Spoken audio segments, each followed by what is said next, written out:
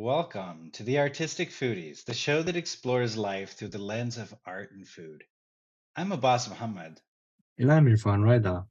and today we are kicking off season 4. Shout out to all the day ones. In this episode, we're talking about coffee house culture, and the resurgence as third spaces for young Muslims. We're going to start off with the Story of Qahwah by Omar Offendum, then have a chat with Muhi Khwaja of the American Muslim Community Foundation, followed by looking at Sanaa Cafe with a special interview with their Chief Operating Officer, Gus. So make sure you listen all the way through. This episode has been sponsored by iJava Cafe. Bonjour.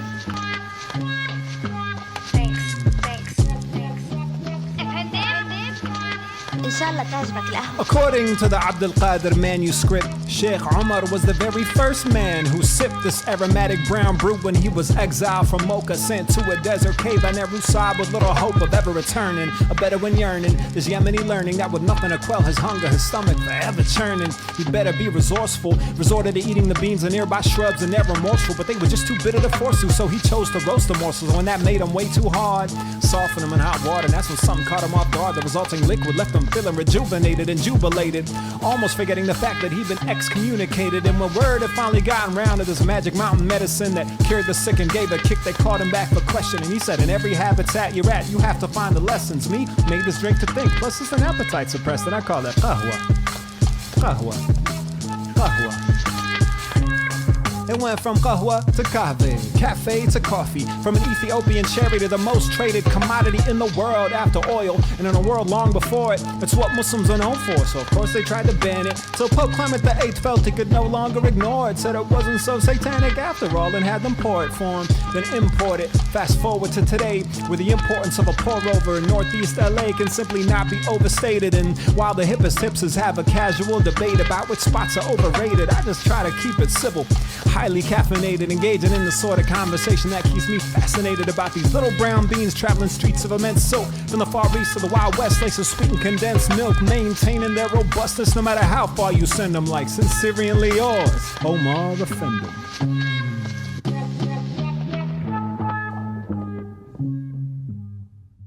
Man, that was dope. We just heard from Omar Offendum, a Syrian-American rapper and storyteller, now based out of New York City. Check him out on Instagram at Offendum to see when he's doing a show near you. Our first guest is Muhi Khwaja, a nonprofit leader and philanthropist, serving as co-founder and chief development officer of the American Muslim Community Foundation. He has also worked at Talif Collective, a Muslim third space, and is preparing to now open an international cafe in Houston that continues his work in building spaces for connection and community. Bismillah ar-Rahman ar-Rahim. Assalamu alaikum. Welcome to me. My name is Muhi Khwaja. I was born and raised in Detroit. After seeing just kind of the Muslim community there flourish, was heavily involved through being a community member, and my parents were founders of the community. So seeing their activism and community engagement kind of molded my framework. And being the youngest of 4, I got to see how that civic engagement and servant leadership helped form my identity. So whether it was high school or college, I was always stepping into different roles and actively being involved. And that led to an opportunity for an internship at the University of Michigan called the Development Summer Internship Program. So through this experience, I was able to see how the university fundraised from their alumni, from the hospital, from the athletics department, from the deans. The institution had over 500 staff members dedicated to development. So that was my entry. I started out in alumni relations. Then I worked at the Institute for Social Policy and Understanding. I went back for my master's, worked at the university some more. And then in 2013, had the opportunity to come out to the San Francisco Bay Area and work at Tet Collective. So that's where I got to meet both of you and many other beautiful community members all throughout the San Francisco Bay Area. After a few years there, I worked at the American Red Cross, and seeing how $1 billion brand operated globally and fundraised hundreds of millions of dollars um, every year, over $1 billion a year. I was able to take that information and distill best practices in terms of how they operated, and what mechanisms their donors used to give, and started American Muslim Community Foundation. So we help families distribute their charitable giving, zakat, sadaqah, through donor advised funds. We help nonprofits set up endowments. We host giving circles and do professional development, just filling a gap in the community in terms of providing strategy for nonprofits and donors and connecting them all.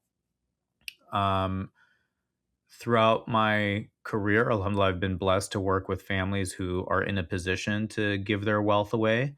And it could be a few $1,000s or hundreds of thousands of dollars, but they think like philanthropists and separate themselves from being a casual donor to being an active giver. So that's what I get to do on a daily basis, alhamdulillah.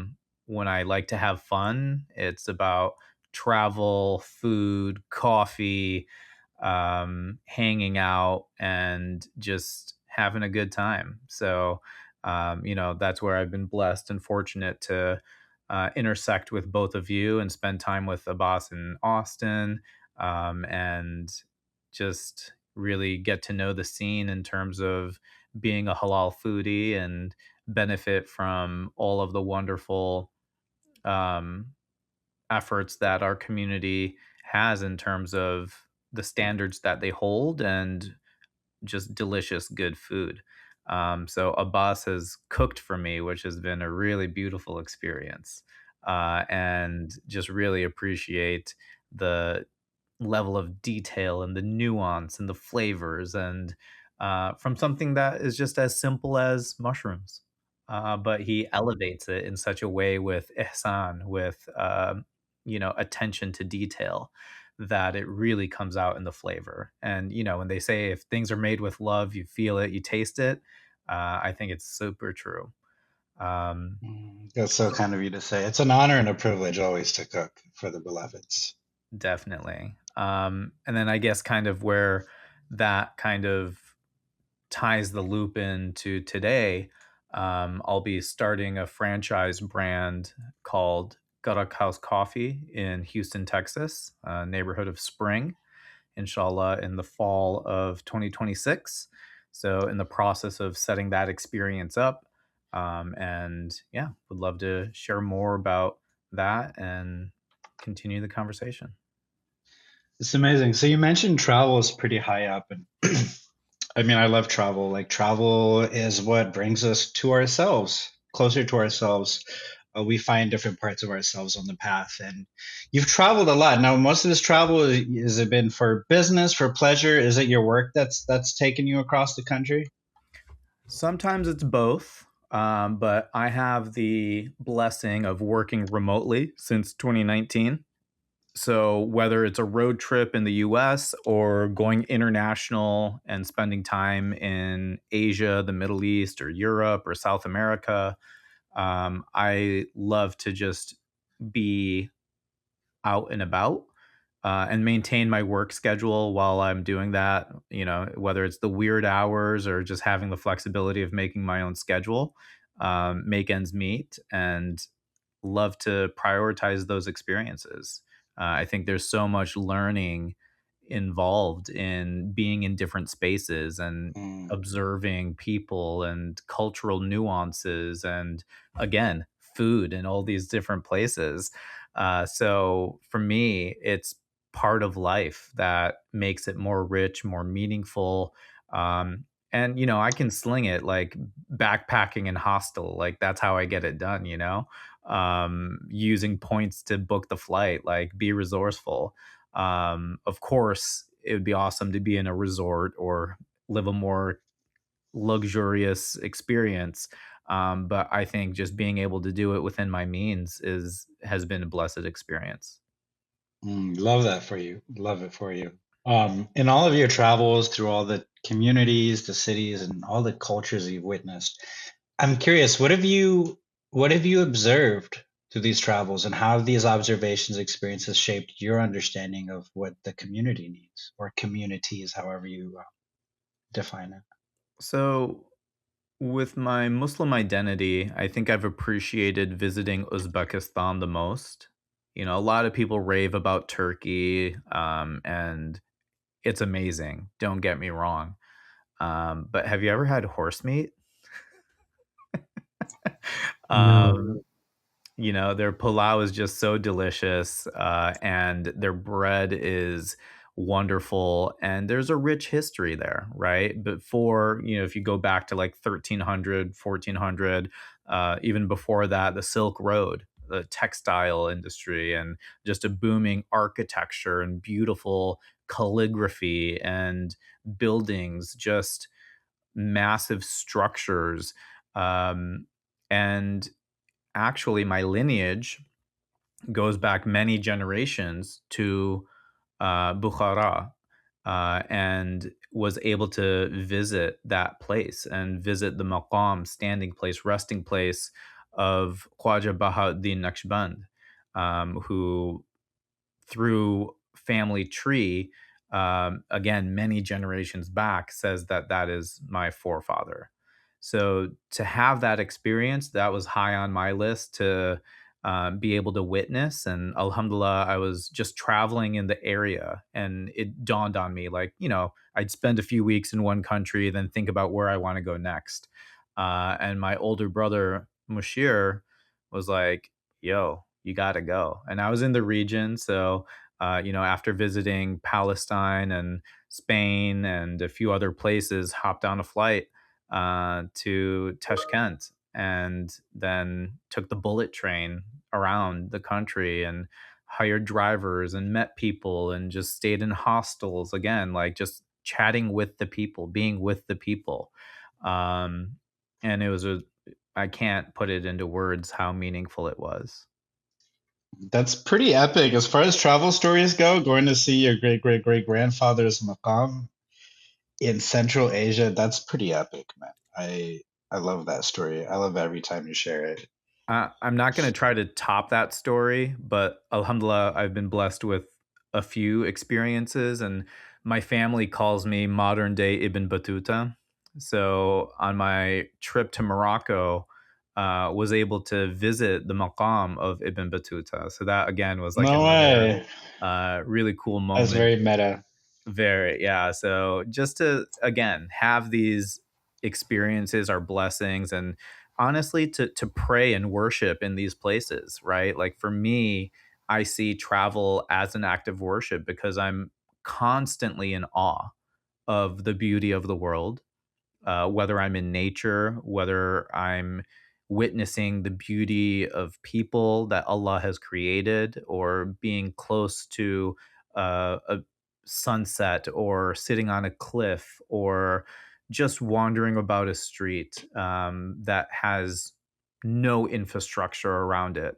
And I'm just with myself and my thoughts, and God is there, ever present. Um, you know, that's what it's all about for me. That's beautiful, man. I want to draw our journey now closer to home and look at the Muslim landscape within the United States, because I know you've traveled. You were talking about road trips and working with a lot of different communities.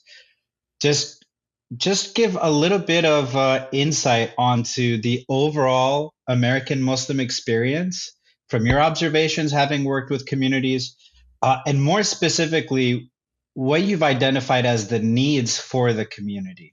Something that potentially, could be fixed or could be addressed through the creation of these third spaces we've been talking about. Wow.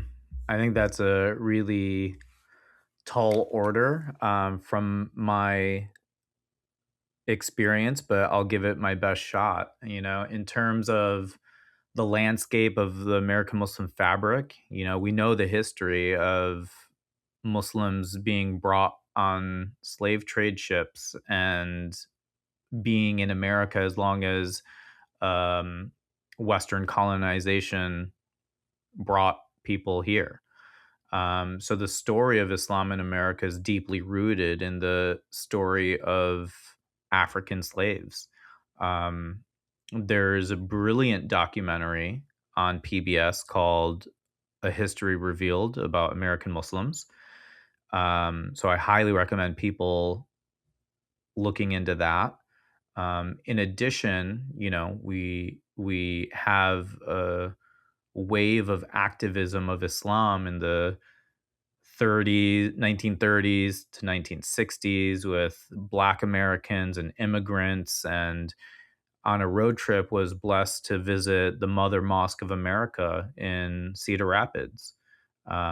Spoke with the Imam, prayed there, had a What is moment that? What's the Mother Mosque? in Cedar Rapids, Iowa. Okay, what is it? First mosque in the U.S., I believe. Yeah. Right? Yeah. Oh, the first mosque in the U.S. Wow. In Iowa, you said. 1931 or 1934. You can fact check me on that. But again, purpose-built mosque or purpose-purchased mosque. So I would imagine that there were musallas and other places that people gathered to pray. But historically, this is one of the first mosques in the United States. Where I'm from in Michigan, Dearborn has another large mosque in South Dearborn on the border of Detroit. And that one was around 1938, I want to say.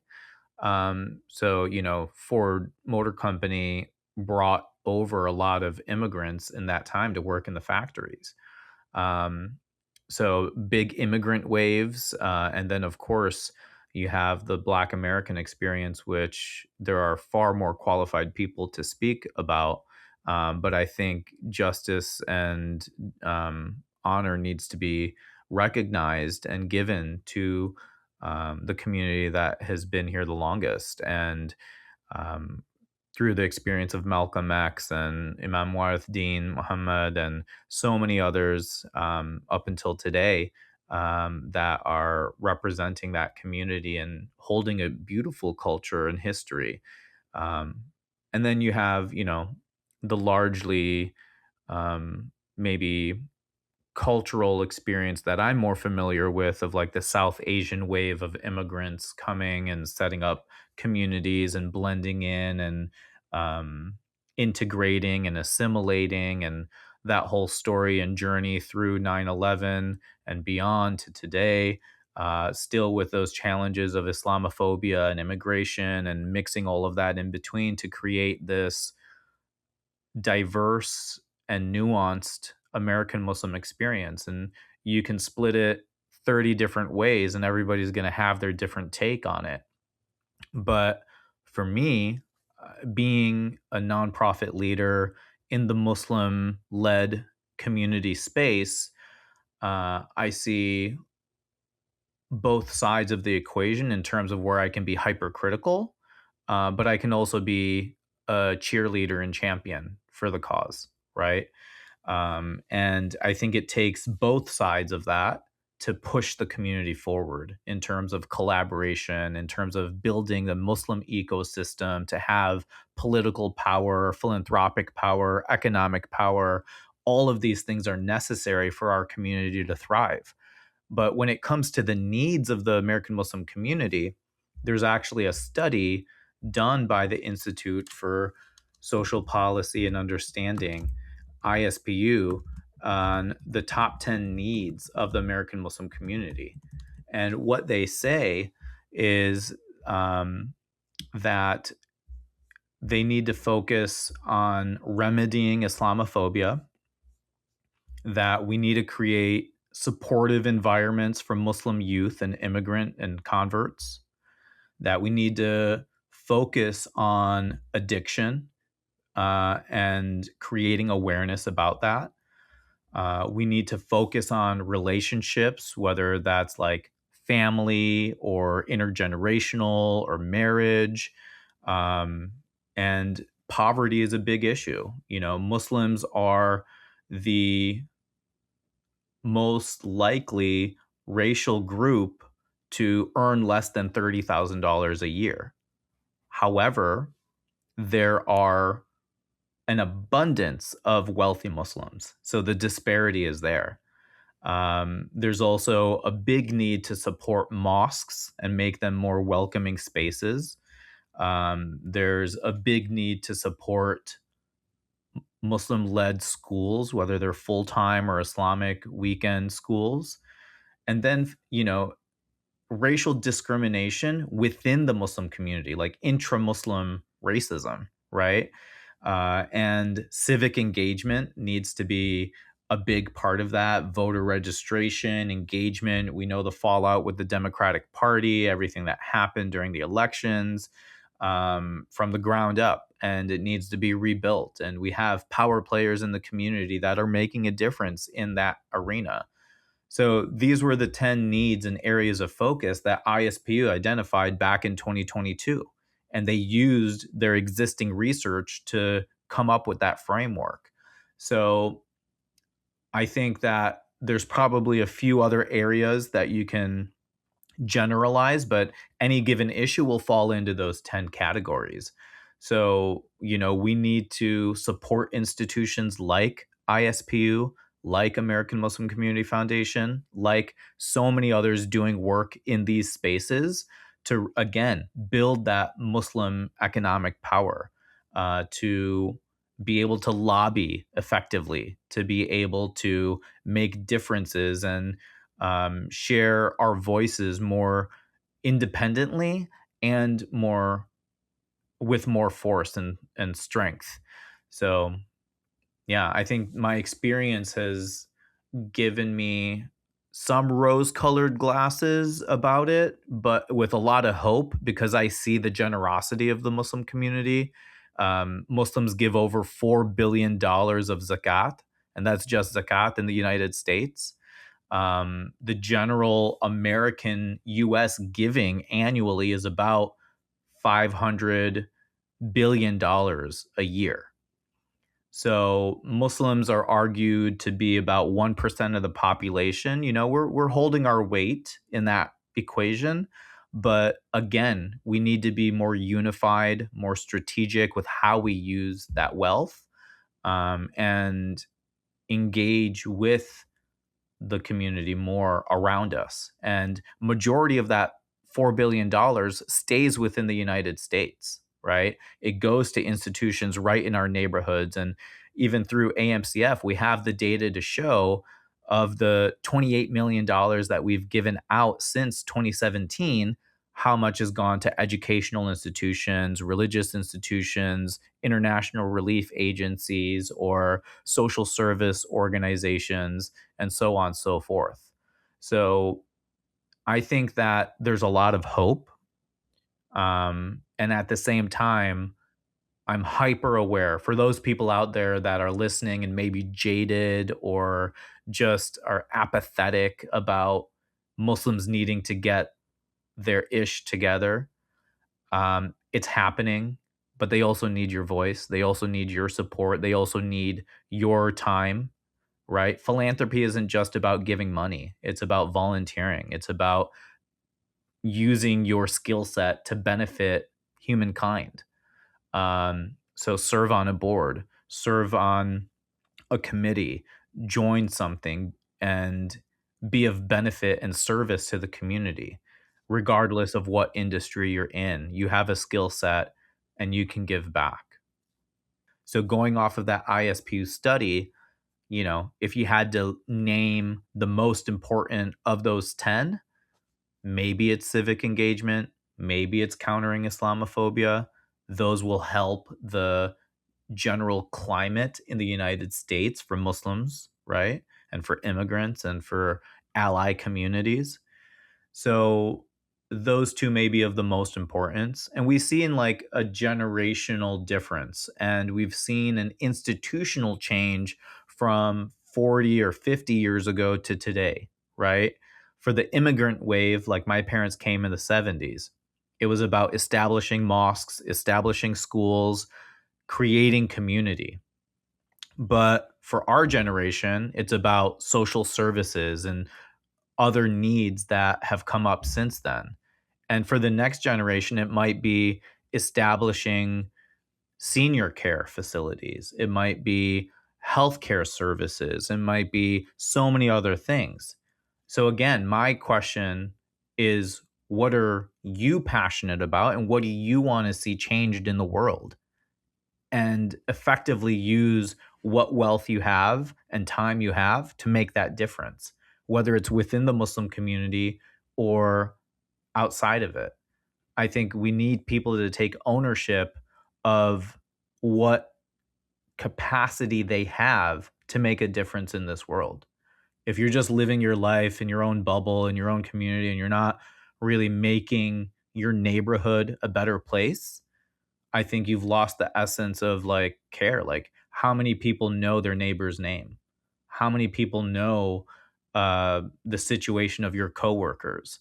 How many people know, what's going on with your friend's parents or in their lives with their kids and what challenges they face? And if you can't hold that space of empathy, like, what's the point in living and living a life where we're here for a limited time? Like, make the most of it, right? Yeah, that's very good. Very good points. Just a little side note that, right in the Bay Area, there's a couple of mosques which are going through some, I won't mention the name of the masjids, but they're going through some neighborhood issues right now. Yeah, parking issues, noise complaints, it all happens at the city council level, right?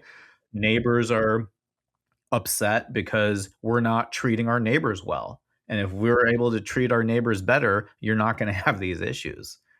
And there's another study by ISPU done over a decade ago talking about zoning issues, talking about how to set up your mosque for success before you even get the plans together, right? How can you build those relationships with the city council, with the permitting office, with the neighbors around the plot of land that you're looking at, right? So these issues aren't just happening in the Bay Area, they're happening across the country. So we need to learn from the experiences of people who've done it before us and benefit and share that shared wisdom and knowledge, right? So how do we expect ourselves to move forward if we're still struggling with the same issues over and over again? Definitely. We can do a whole separate episode about this masjid planning stuff because Right. someone as myself who has an architectural background, I've Right. Yeah. worked on a few different projects, so I know all the same things happen over and over again. But back to this topic here. Now Yep. let's get to we kind of talked about it earlier about the importance of having a space for Muslims to outside of the masjid, outside of the mosque, what they call third spaces. Yeah. And you have, volunteered for several of them, including the Bay Area Talif Collective. So tell us a little bit about the what is a third space and what's the importance of that for the community. Yeah, I mean, you said volunteer. I'll clarify that I was an employee. I was paid what maybe felt like volunteer wages at the time. But alhamdulillah for any and every experience. Um, in terms of Tetlif Collective, it wasn't necessarily a mosque, but it was a place of learning. It wasn't necessarily a cafe, but there were usually drinks and snacks. And it wasn't a place that was work for a majority. It was a place somewhere in between that's outside of the home, which would be considered your first place. That's outside of work, which would be considered your second place. And it's a place where people gather, build relationships, and exchange ideas. That's where you see the third space form. And it's historical, right? In ancient Greek, it was the public squares. In Islam, it was the halaqas or the suhba that was generated with spending time with one another. Um, in Europe, it was the salons. In UK or Britain, it was the pubs and taverns. These were informal but powerful places where culture and ideas and communities were shaped. So many people liken the third space to coffee shops or places like Tetlif that serve as these cultural engines, and have become iconic third spaces. But many could argue as well that maybe that was never the intent of Tetlif, but it became that. So, yeah. And now, a word from our sponsor. Opened in 2011, iJava Halal California Bistro created the original pistachio latte made from a custom recipe in the Bay Area. They also serve a wide array of breakfast and lunch items using 100% Zabiha hand-slaughtered chicken and beef. Check out either of their locations in San Jose, which are open daily from 8 a.m. to 2 p.m. Check out their full menu online at ijavacafe.com. And now back to the show. Reflecting on some of the things that you said before, and you alluded to your lineage in Bukhara, and remind me his name, Shah Naqshband, Sheikh Naqshband?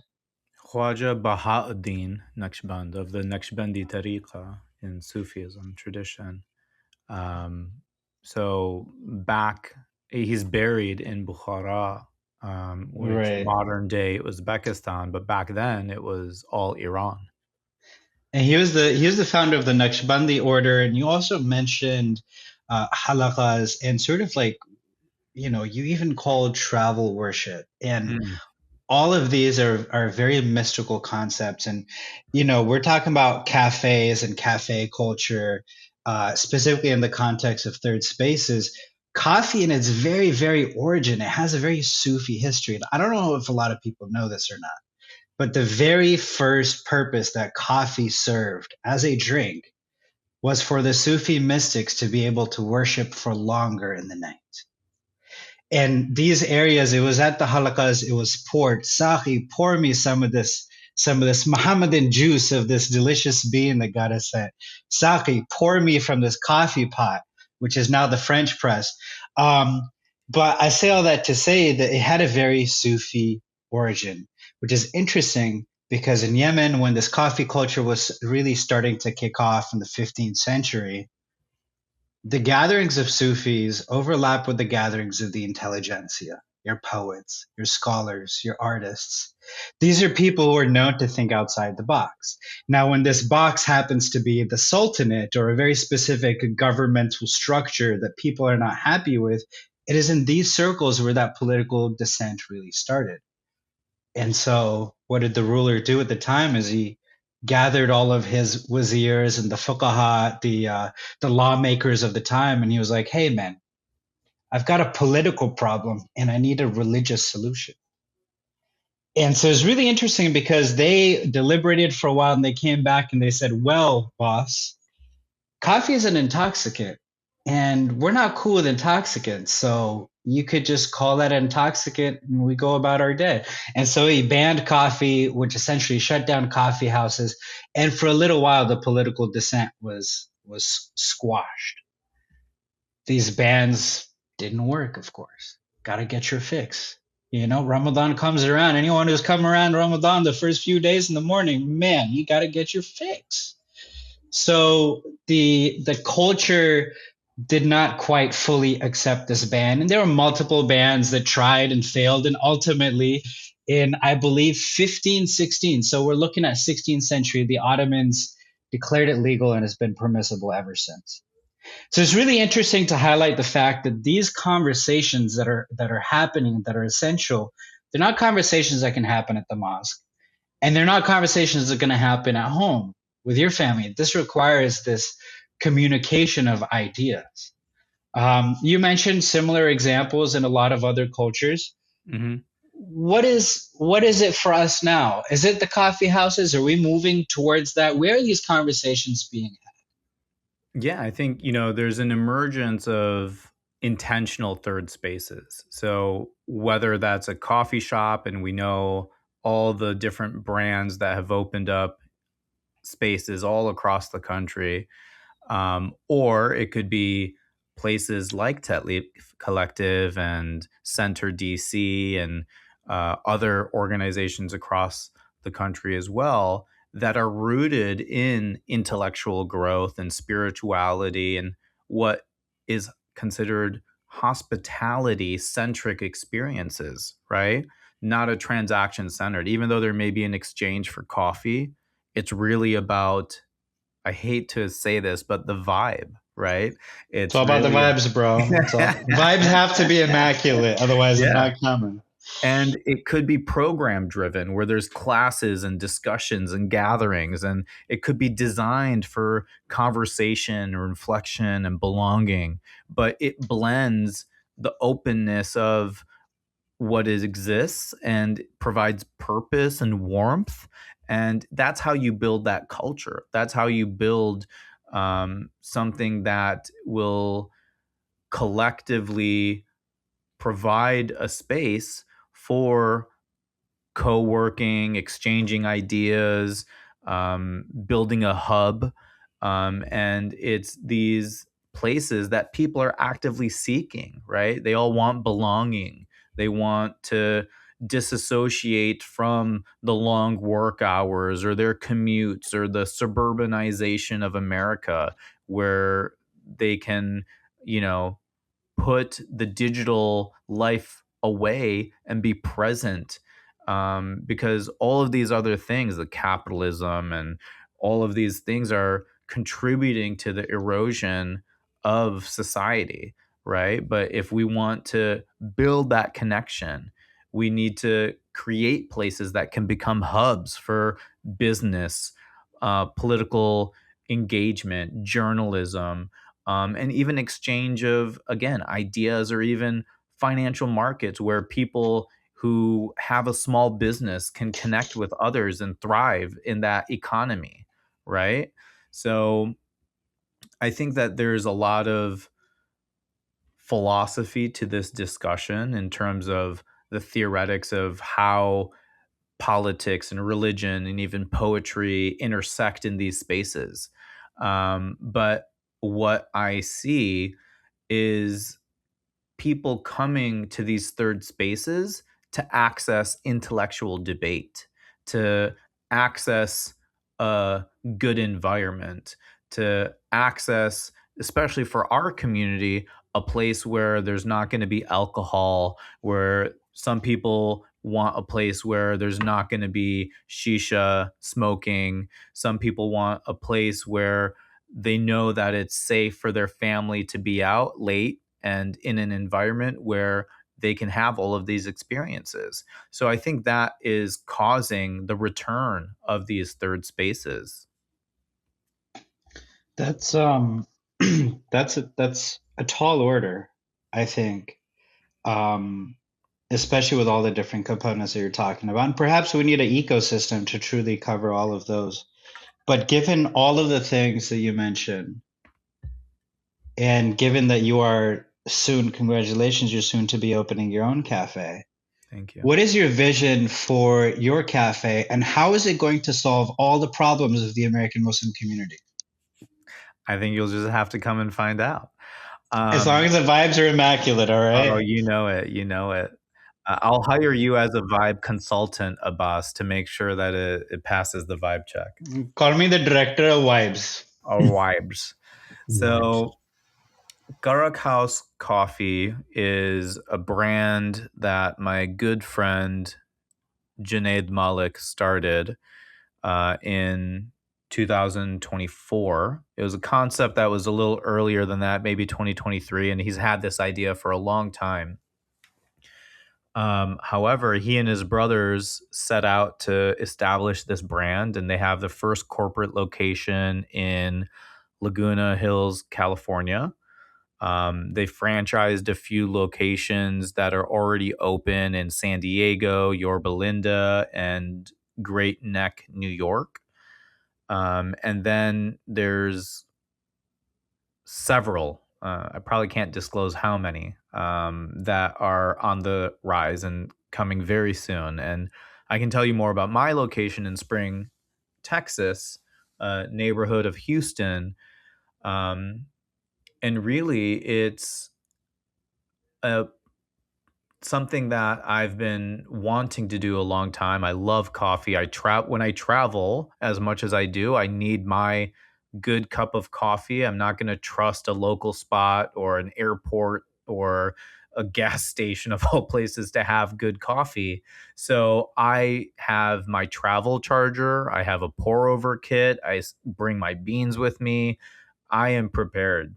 I have even on a road trip had a kettle plugged into the car. Like I'm ready to go. So for me, coffee is an everyday experience. And when I say travel is worship, that meditation of grinding the beans, setting everything up, doing it with intention and purpose, for me, that's again a way to connect with what God has created for us, right? This coffee bean, this plant that grows and is um, grown and washed and dried and cracked and roasted, all to provide this deliciousness and nourishment for us. There's an appreciation in that gets lost when you just stand in a line and buy a coffee. But if you're able to make it, you appreciate it more. And for those that do want to come stand in line and buy it at Garak House Coffee in Spring, Texas, you're going to receive a greatly brewed, masterful cup of coffee and a delicious Garak chai. So it's about the craft, it's about the experience, it's about connecting. And the plan is beyond a coffee shop experience, that next door will be another business that I'll be owning and operating and managing called Philanthropy Hub, where all of these things that we talked about can be integrated in that community space.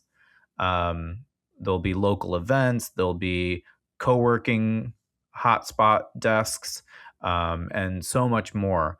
So I'm super excited about it personally. It's something that I wanted to invest in and see a vision around. And Junaid and I are friends from high school, so I fully believe in his brand and what he's doing. And it allows me to just plug and play, take something that's a proven concept and continue it and be able to blend it with something that I love on the Philanthropy Hub side, connecting people and just being a people person. So it's about coffee, it's about community, it's about culture, and it's beyond a coffee concept. It's really part of a broader movement to reclaim these third spaces with more intention. I'm really looking forward to seeing your cafe, to visiting it in Houston, inshallah. Really looking forward to seeing your merch, to wearing your merch, and just being an ambassador. And really seeing what you do with this, given that you have all this experience with the Muslim community throughout America, you have your finger on the pulse of what the community needs, and this wonderful opportunity to build bridges, to heal wounds, and continue to worship. What is all Absolutely. that except for worship? Yeah, and I think one of the things that was important to me is in Karak House Coffee to have a small prayer room, right? People are going to be busy, they're going to be working from the space, they're going to be hanging out. Um, you know, small space, fit a few people, not going to be hosting Juma there, but hey, maybe Philanthropy Hub next door could host Juma, right? There you go. And I think that there's an idea that this evolution and change that we're seeing, it's about purpose driven third spaces where someone can come alone but not feel lonely, where conversations can happen naturally, like, just shoot the shit with your barista, right? Like, have a good day, right? Where identity and culture can be expressed and explored, and people are welcome to show up as you are, right? I think that's one of the beautiful things of Tatlif was Imam Zaid's quote of "Come to Islam as you are," right? So that's how community is built, and that's how it's created and not consumed but experienced. So in many ways, um, it's just a way to pay homage to what coffee houses originally were and just adapted for today's time. So I think that my hope and my dua and my sincere wish is that Garak House Coffee in Spring, Texas, and inshallah in many more cities across the country that, if successful, I'll open, will be a modern third space platform rather than just a cafe. Amen, amen, and may it be wonderfully successful so that in the future, inshallah, you can come and sponsor one of these episodes, eh? Dude, not only that, but like bring up the people that I want to support, right? Like some of these coffee shops are making buku bucks, and like why not me, right? And if I, alhamdulillah, inshallah, can be a benefactor to all the things that the community needs, inshallah, like I feel blessed that AMCF has been able to channel $28 million since 2017, right? It's the barakah of the people. I'm not taking credit for any of it. It's the people who do it. But all I wish and hope for is to only do good in this life. Like if God trusts me with the wealth that I'm hoping for and praying for, all these 10 things that ISP was talking about, like, yeah, let's do it. Like, there are far more people with a lot more wealth than I do, but inshallah, the strategy, the philosophy, and the need, like, yeah, there's some people who are filthy rich and may never do any good with it. And there are some people who have what they got and they do everything with it. And inshallah, I'm somebody who can become wealthy and do amazing things with it. So that's what I pray for. Inshallah. Amen, amen. May we all be custodians of the resources that the most generous Allah has given us rather than controllers or hoarders of such. Yeah. Assalamu alaikum. My name is Hisham Hussain and I operate Sana Cafe locations in Sacramento area, 2 Yemeni coffee shops that were started over the past couple of years, and has been a wonderful experience to showcase our Yemeni heritage, serving the best of coffees, different varieties, different types of brewing methods, and also different varieties of chai that we serve and cater to the community at large. The history and the tradition of coffee in Yemen goes back over 500 years, which you have probably have heard before from many different sources. It is arguably the birthplace of coffee. There's a debate whether it started in Yemen or Ethiopia.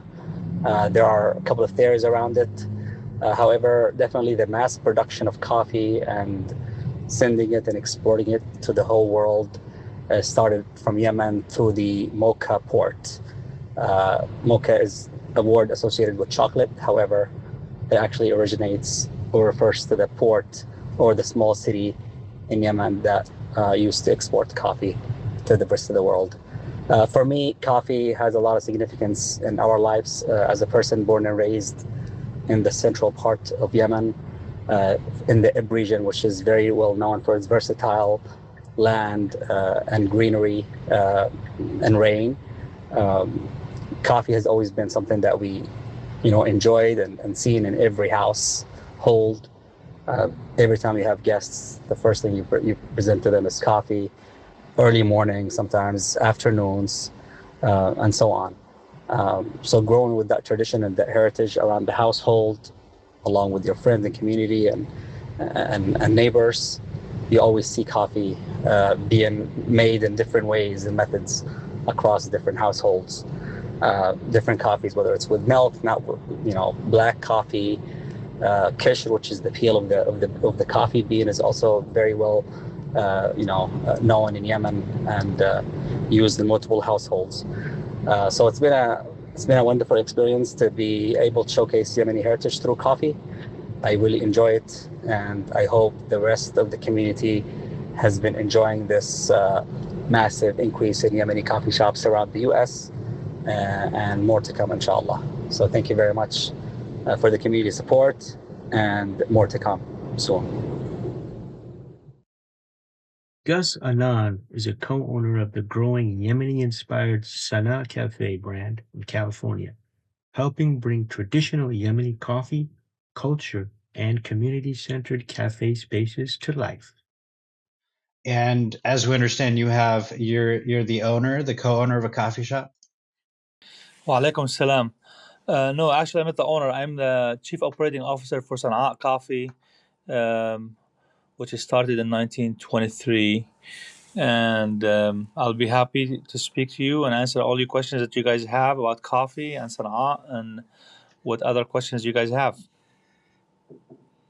That's beautiful. And, before we dive into this giant vat of coffee and swim in the wonderful stories you have, let's get to know you a little bit more personally. So my name is Gus Annan, and I've worked with the national franchise for a long time. Started probably back in school days in 1994. Actually, prior to that, 1989. Worked in many chains, pizza chains. Name one of them was like also on other major chains like Baskin Robbins and other national chains. So I've been in the franchise industry for a long time. I'm a civil engineer myself, but I've built a lot of those stores nationally, retail, food, and others, and operated them as well. And I joined Sana'a last year. Sana'a started in first store 1923, and couple friends started a store in San Francisco, and they expanded so quickly that now I came in and joined them to help them franchising them. You say 1923? No, 2023. Did I say 1923? That's very old. Is that what I said? Yeah. Yeah. I was about to say, are you talking about in Yemen that they started in 19? No. It's like soon as coffee was invented, we have the first Sana'a Cafe. No, Sana'a Cafe was 2023, the first store in San Francisco. Oh, nice. No, I don't know if the coffee started in 1923. I'm sure it was probably prior to that. I don't know. Coffee where it started, but it started in Yemen. There is debate between Yemen and Ethiopia, and some but Yemen is pretty well known as a coffee where it started, and I'll explain in a few minutes. So no, I'm not Yemeni myself, and you don't have to be Yemeni to drink coffee. As you know, America here, we love coffee as well, right? And even in India, and you have the tea as well. So coffee is a staple for every professional or our day-to-day life here in the United States. And what interested me in Sana'a Coffee, one is I've been in a retail food and the franchise system for a long time. I've done it before, and Sana'a approached me to come and help them franchise, and I definitely could help them franchise the business and expand it as well. What really interested me in Sana'a itself, because as you know, there's so many of the Yemeni coffee shops, which is great, that are opening all over the places. United States. And the way I put it, I've seen it as an outsider outside of Sana'a and the Yemeni industry. One thing is I love the Yemeni culture, close, family owned. What differs Sana'a from others is Sana'a, all the stores are owned by by corporate and one owner who owns all of them. So they have, I think, 14 right now, and we're opening another 14 by the end of this year. I think we'll be open. We're getting so many inquiries on them, and the way I look at it as an outsider, really, tradition is being refined and redefined by the Yemeni coffee industry, and I'm talking here not just Sana'a, the entire industry. So you think of a coffee shop as we all know it. You go in the morning, you grab your coffee, you go to work. Then by noon, if you're working, you go. If you have a coffee in your office or whatever, you go grab another coffee. If you have a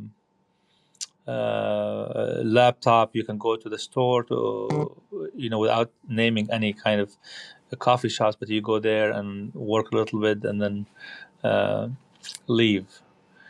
Well, and how is this being the Yemeni coffee shops challenging the way America drinks coffee? And I think they're redefining the way of drinking coffee.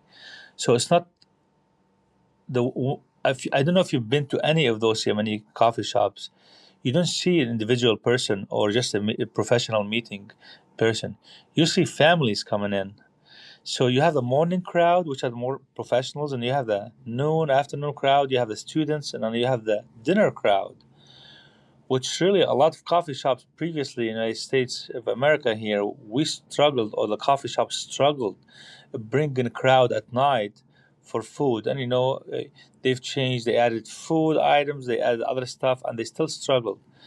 Well, I think the Yemeni coffee shops really had solved that puzzle by having a really different experience than just drinking coffee. So they have coffee, they have desserts, they have teas, they have also some food appetizers like the fatire, the pies, spinach pies, chicken pies, and other stuff. So they added. But what I see in those and how they're changing the way that we drink coffee is by the experience. So there are a couple things that has happened, and I'll tell you how that. So the first thing you think about is I call it QSCS, which is quality, service, cleanliness, and safety. So Sana'a is committed to quality, service, and a clean and safe environment. Sana'a variety of drinks and desserts is supported by local roasting distribution facility. It's called Jeremiah Roasting. I think Sana'a is the only company, and I could be wrong here, but I have not seen any other company who has their own roasting company, and it's right here in San Francisco. And it's been a staple in San Francisco since 1990. This facility allows to maintain exceptional standards and deep community roots in San Francisco. Also, the Yemeni community here in the Bay Area, they're rooted for a long time. Oakland is called to be the second capital of Yemen. I mean, Oakland is a great town, and they're part of this community. They're third, fourth generation, fifth generation in here from Yemen. The second thing is the cultural connection. So Sana'a aims to provide a meaningful alternative to the home environment, and through extended operation hours, they offer dedicated space for guests or disconnect from the screen and socialize with friends and family. So now it's not only just one person who comes in or two people who come in. You have the entire family coming in and joining Sana'a family and coming in to the store. You'll see I'll see a young kid. You'll see 3 generations within the family sitting and enjoying, and they sit for a couple hours and enjoy time and socialize. I don't know if you guys been to Europe, but in Europe, this is a typical thing. Here in the Bay Area, 9 o'clock, everybody's asleep. Well, cities 8, 9 o'clock are asleep. Even San Francisco, you go to downtown San Francisco now lately, and you go and see them. 9 o'clock, 10 o'clock, everybody's asleep. But yeah, but now the funny thing is when I go to Sana'a Coffee, you go at 11 o'clock, 11 p.m. It's still very busy and store is packed. Is that part of cultural as well, like traditional culture back in the Middle East? Like, what is the comparison there? Because it sounds like what you're talking about is you're not really selling coffee, you're selling experience. Yes. And some of what you're talking about is very nostalgic from everything that I know about Middle Eastern culture. And I lived in Saudi for 7 years, and everything that I know about Arabs that I know is the hospitality is really core to it. And like you were saying, getting off the screen and being present with others. And so like I'm feeling almost a little bit nostalgic as you describe this. What is coffee culture like in the Middle East, and how does that compare to what we're seeing now? Sure.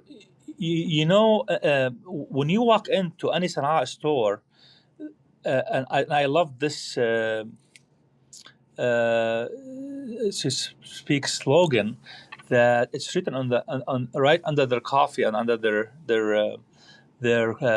which their logo is the cup of tea, or cup just a cup that has steam coming out of it, and it says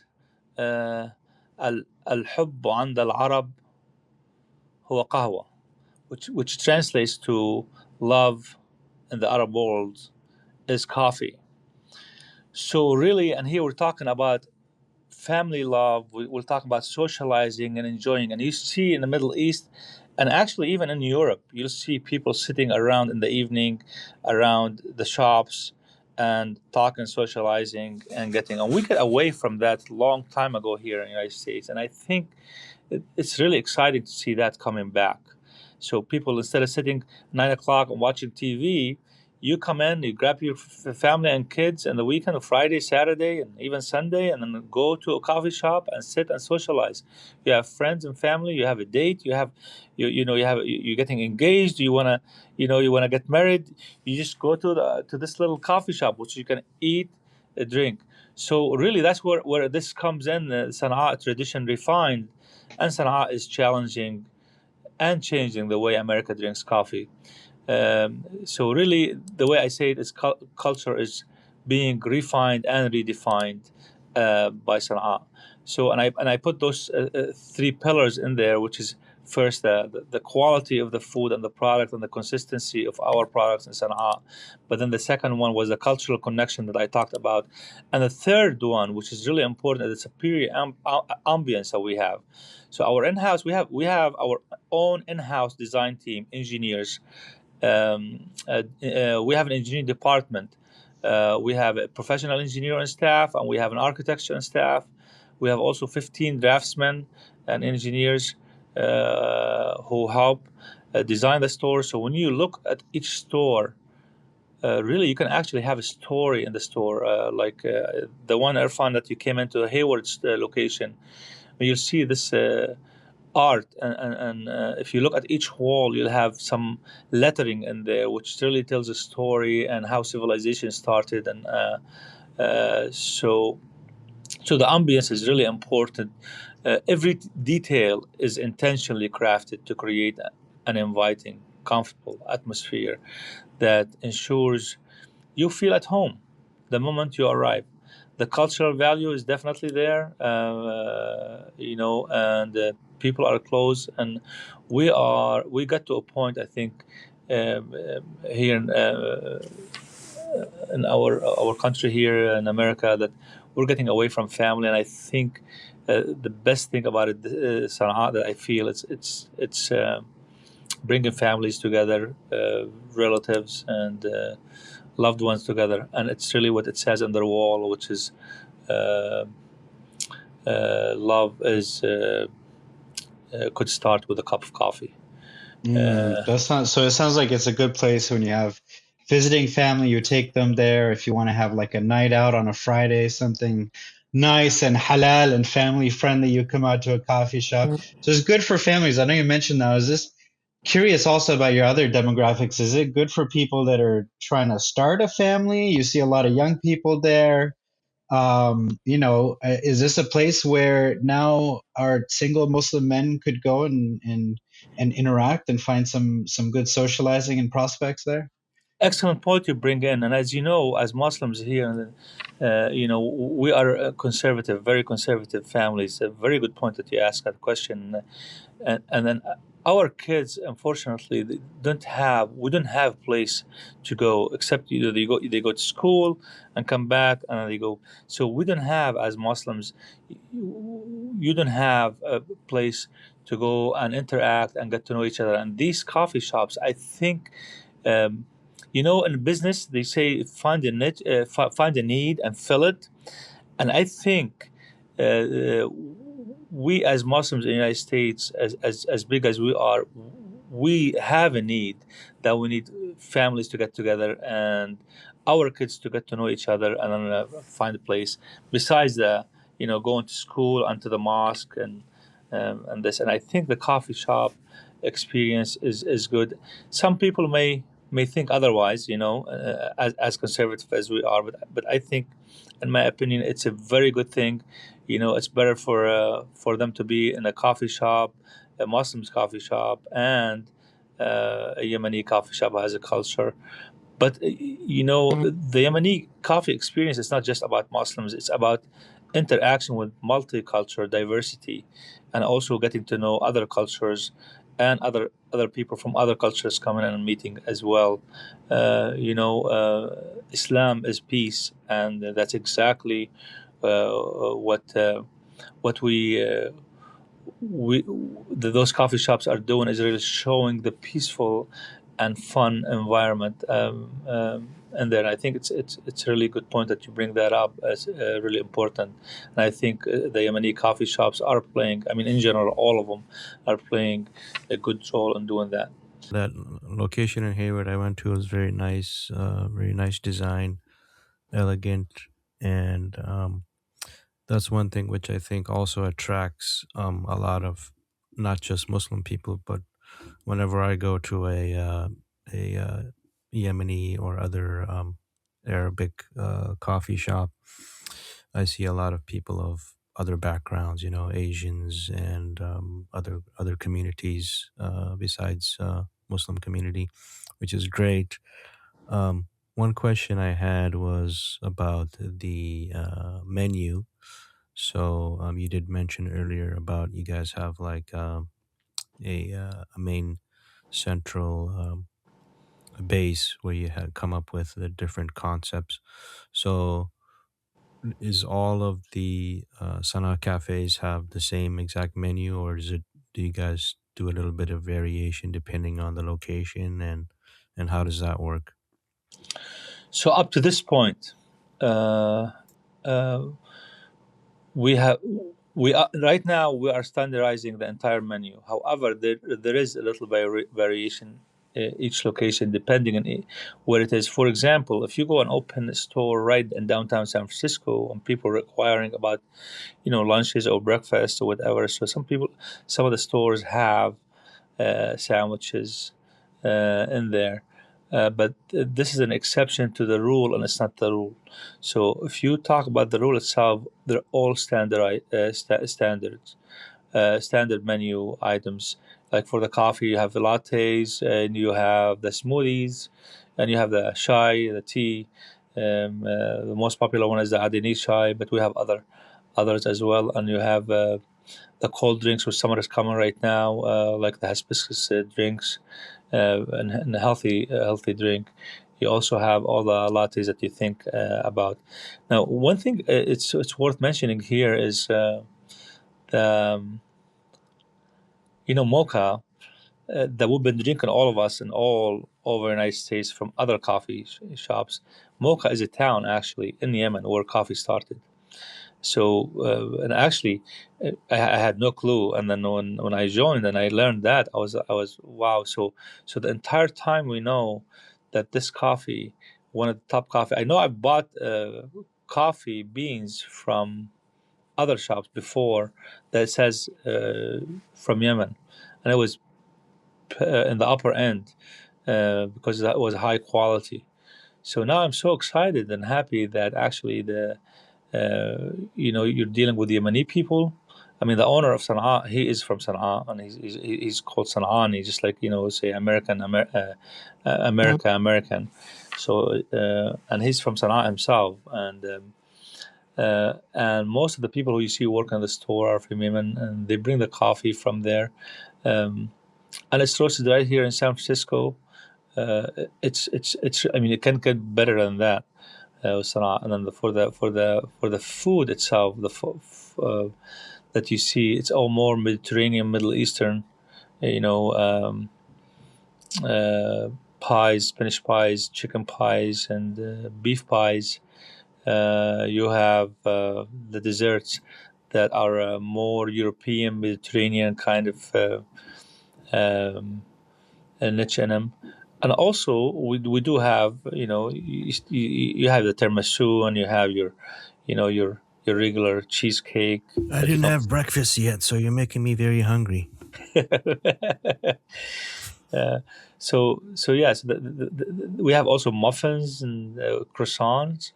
We have stuffed ones, and you have the honeycomb, which is really popular as one of the big staple and traditional sweets for Yemen.